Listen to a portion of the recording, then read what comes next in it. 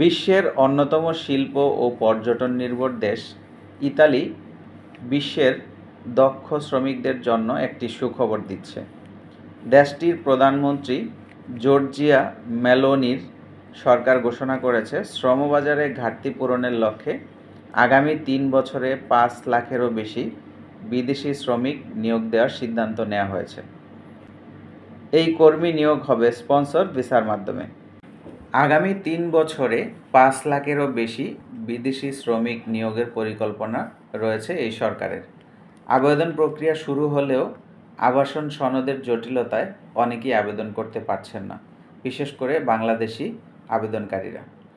ফলে বাংলাদেশ থেকে আসা শ্রমিকদের সংখ্যা এবারও কম হওয়ার সম্ভাবনা আছে।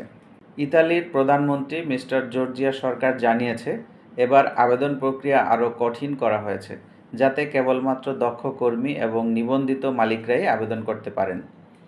ভিসা দিতে হলে প্রত্যেক মালিকের পূর্ণাঙ্গ তথ্য এবং যাচাইযোগ্য তথ্য থাকতে হবে, অন্যথায় ভিসা আবেদনটি বাতিল বলে গণ্য করা হবে। 23 অক্টোবর 2025 থেকে এই আবেদন প্রক্রিয়া শুরু হয়েছে।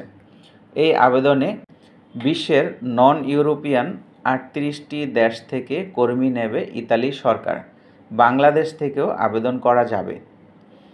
23 অক্টোবর সকাল 9টা থেকে এই আবেদন প্রক্রিয়া শুরু হয়েছে, যা আগামী 7 ডিসেম্বর 2025 সাল পর্যন্ত আবেদন করা যাবে।